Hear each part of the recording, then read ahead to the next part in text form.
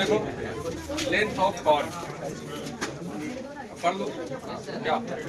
देखो एक सर्कल दिया हुआ है, सर्कल का इक्वेशन है x square plus Y square equal to A square. अब अगर ये सर्कल का इक्वेशन लिखा है तो इससे क्या समझते हो, सेंटर कहाँ है इसका, 0 0, ये समझते हो ना। और रेडियस कितना है, इस इक्वेशन को देख के बताओ रेडियस कितना है। ए आरएचएस में जो है जिसका स्क्वायर है वो रेडियस होता है। रेडियस क्या है इसका, ए। और स्क्वायर वाला टर्म है एक्स का, ये 0 पे 0 होगा और ये भी 0 पे 0 होगा, तो इसलिए सेंटर है इसका 0, 0।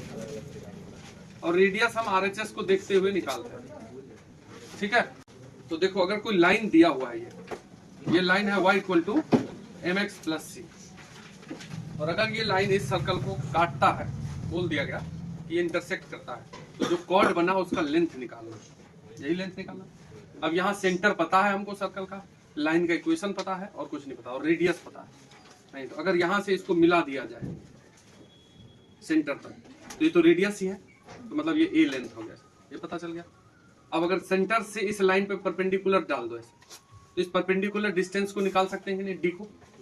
डी मतलब परपेंडिकुलर डिस्टेंस, ठीक है, परपेंडिकुलर डिस्टेंस ऑफ पॉइंट या of centre 0 0 from given line.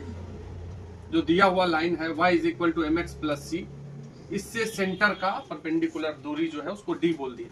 तो क्या निकालते हैं, इस 0 0 से इस लाइन का दूरी कैसे निकालेंगे, 0 0 को लाइन पे जाके रखो, x की जगह 0 और y की जगह 0 0 हो गया, c बच गया कि नहीं, केवल ये हो गया mod c upon root under x का कोफिशिएंट क्या है, m है, नहीं है x का कोफिशिएंट m, y का 1 है, तो 1 का स्क्वायर 1, यही निकला d, ठीक है।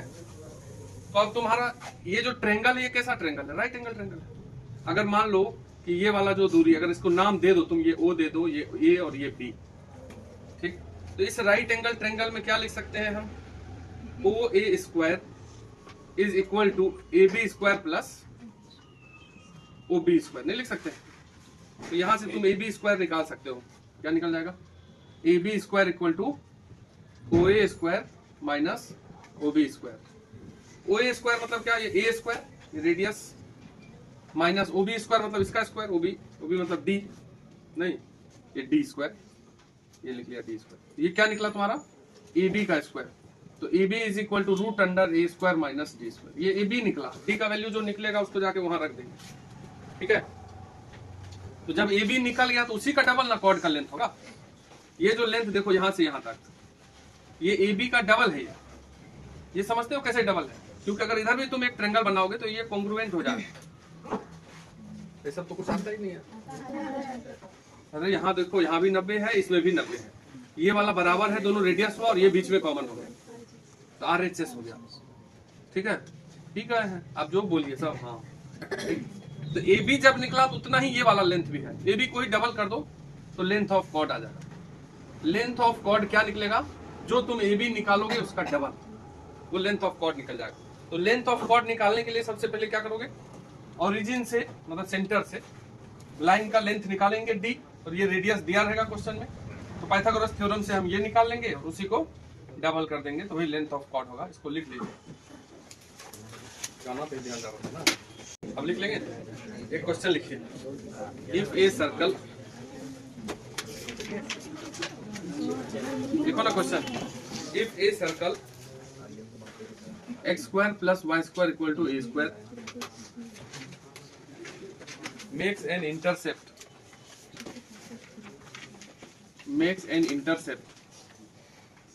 of length 2b on straight line y equal to mx plus c। मतलब ये लाइन और सर्कल कटता है तो 2b लेंथ का इंटरसेप्ट बनता है।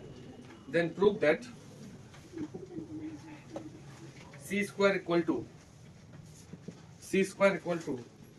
1 plus m square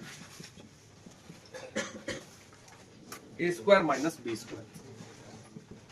देखो कैसे बनाएंगे, एक सर्कल है, तो ये सर्कल है, ठीक है, ये X square plus Y square equal to A square, और एक लाइन है y बराबर mx प्लस सी। क्या बोला है कि ये जो लेंथ काटा है ये कितना है 2b, क्वेश्चन वाला बोला ये 2b है, तो वो प्रूफ किया, बस इतना ही दिया। तो अगर ये कॉर्ड का लेंथ 2b है तो अगर यहां से परपेंडिकुलर ड्रॉ करोगे तो इधर क्या हो जाएगा b, इधर भी हो जाएगा b, ये क्या हो जाएगा रेडियस। रेडियस कितना है देख लो a है, तो ये हो गया a, ये हो गया b, देखो यही ना निकालना है। सेंटर क्या है बताओ, तो ये मान लो d है, ये डिस्टेंस, तो ये d कैसे निकालते थे, 0 0 से इस लाइन पे दूरी निकालना, तो 0 0 किस पे रख दोगे तो 0 0 c डिवाइडेड बाय x का कोफिशिएंट m का स्क्वायर, y का कोफिशिएंट 1 का स्क्वायर, ये वाला डिस्टेंस। अब राइट एंगल ट्रायंगल बन गया नहीं, तो राइट एंगल ट्रायंगल में क्या बन रहा है यहाँ पे देखो, b square plus d square equal to a square. तो तुम्हारा जो प्रूफ करना है उसमें देखो a square minus b square है कि नहीं, इसलिए इस b स्क्वायर को उधर कर दिया, क्योंकि हम थोड़ा सा देख के बनाएंगे तो आसान होगा, बाकी लगेगा कि कैसे बनेगा। अब d कैसे निकालेंगे, तो d निकाल लिया यहाँ पे, तो d स्क्वायर है तो इसका स्क्वायर करोगे तो मॉड c का स्क्वायर c स्क्वायर, स्क्वायर में मॉड लगाने की आवश्यकता नहीं है क्योंकि स्क्वायर तो पॉजिटिव ही होता है, तो c स्क्वायर अपॉन रूट हट गया तो 1 प्लस m स्क्वायर, ठीक है, is equal to a square minus b square. तो देख लो 1 प्लस m स्क्वायर उधर कर देता है, तो 1 plus m square into a square minus b square, बस कुछ नहीं था, अर्जी है देख लीजिए था। Equation of tangent, equation of tangent, tangent समझते हो, समझते हैं, स्पर्श रेखा जो टच करता हुआ चला जाए उसको क्या बोलेंगे, देखो रे देखो, ये एक पॉइंट है, हम गलत बनाए हैं, हम तो ढेर जगह पे उसको टच करवा दिए कि नहीं। टेंजेंट का मतलब होता है जो एकदम जस्ट एक पॉइंट पे टच करे, ऐसा नहीं कि बहुत जगह टच कर दे, देखो ना अच्छा नहीं बना है, यहाँ इतना दूर टच करता हुआ दिख रहा है। तो टेंजेंट किसी पॉइंट पे यूनिक होता है, ऐसा मतलब जरा सा भी खिसकाएंगे तो पॉइंट ऑफ कांटेक्ट बदल जाएगा। एक पॉइंट पे कितने टेंजेंट, एक, थोड़ा भी खिसकाएंगे पॉइंट बदलेगा, ठीक है। तो टेंजेंट शुड बी यूनिक, ये एक लाइन है जिसको पूरे ध्यान में रखना, आगे इसका यूज करेंगे, आगे अभी नहीं 12th में करेंगे, और इससे बहुत बड़ा बड़ा क्वेश्चन बनेगा। किसी पॉइंट पे एक ही टेंजेंट होता है, मान लो ये पॉइंट दिया हुआ है x1 y1, ये गिवन पॉइंट है, क्वेश्चन क्या है, थ्योरी ही है लेकिन लिखा क्या रहेगा कि find equation of tangent to this circle at point x1 y1। अब तुमको विश्वास नहीं होगा, एक टॉपिक है टेंजेंट नॉर्मल जो 12th में है, 12th वाले से बात कर लेना और देख भी लेना। अभी लोग नहीं पढ़ता है इसको, तो उस समय उसको बस दिमाग में याद करवाना पड़ता है कि देखो ऐसा होता है, अभी पढ़ लेते हैं, बाद में अपना काम ज्यादा देगा ही। तो इस पॉइंट पे हमको किसका इक्वेशन लिखना है, इस लाइन का, टेंजेंट यही है, ठीक है। तो अब सर्कल दिया रहेगा, सर्कल का सेंटर दिया रहेगा, इसको देख के सेंटर लिख लिए। देखो इधर, यदि तुम इसको ऐसे यहां से मिलाओगे तो ये परपेंडिकुलर होगा, क्योंकि ये बात हम पहले भी कर चुके हैं कि जो कॉन्टेक्ट पॉइंट से परपेंडिकुलर चलते हैं तो सेंटर तक जाते हैं, पहले नहीं बोले थे, अभी इधर ही तो बोले। सर्कल का प्रॉपर्टी है ये जो टेंजेंट जहां टच कर रहा है वहां से परपेंडिकुलरली चलोगे ना, कहां जाओगे, सेंटर पे। तो मान लो ये O है और ये A है, तो इस OA का स्लोप दिख जाएगा कि नहीं, स्लोप ऑफ OA क्या होगा, तो y1 माइनस 0 अपॉन, तो y1 अपॉन x, ये किसका स्लोप हुआ, इसका OA का, ये नॉर्मल कहलाता है। टेंजेंट के परपेंडिकुलर में जो लाइन है उसको नॉर्मल बोलते हैं। तो अगर इसका स्लोप निकाल लिए तो इसका स्लोप ना निकालेंगे, टेंजेंट का स्लोप, स्लोप ऑफ टेंजेंट क्या हो जाए, क्योंकि ये टेंजेंट और ये लाइन आपस में परपेंडिकुलर है, तो अगर इसका स्लोप तुमको पता है तो उसका स्लोप, दो लाइन अगर परपेंडिकुलर होते हैं तो एक का स्लोप m1 और एक का स्लोप अगर m2 है तो m1 इंटू m2 क्या होता है, माइनस। तो अगर इसका स्लोप x1 y1 है, y1 बाय x1 है, तो जो उसके परपेंडिकुलर में उसका स्लोप इसी को पलट देंगे और माइनस लगा देंगे, क्योंकि दोनों को गुना करोगे तो -1 आएगा। ये सब बात पहले भी किए थे। अगर एक का स्लोप 4/3 है, उसके परपेंडिकुलर लाइन का स्लोप उल्टा कर दो और माइनस लगा दो, कोई दिक्कत, ठीक है। तो ये हो गया, किसका स्लोप निकल गया, टेंजेंट का। हमको लिखना क्या है, टेंजेंट का इक्वेशन, टेंजेंट का स्लोप निकाल लिया, टेंजेंट पे एगो पॉइंट भी दिया है तो पॉइंट स्लोप फॉर्म से उस लाइन को लिख लेंगे, लाइन लिखना तो आता ही है, ये निकल गया m मान। तो अब नाउ इक्वेशन ऑफ टेंजेंट, ठीक है, इन पॉइंट स्लोप फॉर्म। सर सब पी गए, स्ट्रेट लाइन भूल गए। अगर कोई लाइन है जिसका स्लोप m है और x1 y1 से पास करता है इस लाइन को लिखते कैसे थे, y minus y1 equal to m into X minus X, ये लिख दिया बगल में, ये पॉइंट स्लोप फॉर्म है। तो y minus y1 equal to m into X minus x1। अब m क्या निकाल दिए थे, यहाँ देखो, y minus y1 equal to minus x1 by y1 x minus x। इसको सॉल्व करते हैं, y1 किधर गुना करते हैं, y1 minus y1 square equal to x1 को इसमें गुना करते हैं तो minus x1 plus x1 square. ठीक, अब y1 स्क्वायर को उधर लेके जाएंगे, x1 को इधर लेके आएंगे, ये माइनस वाला इधर आएगा plus y1 equal to y1 square उधर चला जाएगा, तो ये हो, इसको मान लेते हैं 1। यहाँ भी रुक सकते हैं, लेकिन हम थोड़ा किताबी भाषा में चल रहे हैं। अब एक चीज और जानते हैं, ये जो पॉइंट है, कौन सा point, x1 y1 point lie on circle, circle पे ना है, सर्कल पे है, तो lie on circle x square plus Y square equal to A square. इसी सर्कल पे वो पॉइंट है, तो उस सर्कल को सेटिस्फाई करेगा। अगर कोई पॉइंट किसी पे है, कर्व पे है, लाइन पे है, तो पॉइंट को उस पे जाके रख दो, वो LHS बराबर RHS होगा। इस पॉइंट को उस पे रख देते हैं तो क्या हो जाएगा रखने पर, x की जगह x1 तो x1 स्क्वायर, y की जगह y1 तो y1 square equal to a square. तो इस x1 y1 का ये जो स्क्वायर का वैल्यू a स्क्वायर है, इसको जाके कहां रख देंगे, 1 में। तो इसलिए from 1 now from 1 x1 plus y1 equal to, इसके बदले क्या लिखते हैं, a स्क्वायर। यही है इक्वेशन ऑफ टेंजेंट। तो देखो, इतना प्रूफ नहीं करते हुए हम याद भी करवा सकते थे। जैसे कभी भी सर्कल का इक्वेशन आ जाए, x square plus Y square equal to कुछ लिखा हुआ है 25, और अगर कोई बोले कि x1 y1 पर टेंजेंट लिखिए, तो टेंजेंट का इक्वेशन याद कर लो, एक्स स्क्वायर की जगह लिख दो ये x1 लिख दिए, अब y स्क्वायर की जगह क्या लिख दो, अब बाकी इधर वाला वही लिख दो, ये हो गया लाइन का इक्वेशन, टेंजेंट का इक्वेशन। जैसे एक सर्कल लिख देते हैं हम, x square plus Y square equal to 8, और कोई बोले कि इस 2 पॉइंट पे टेंजेंट लिखिए।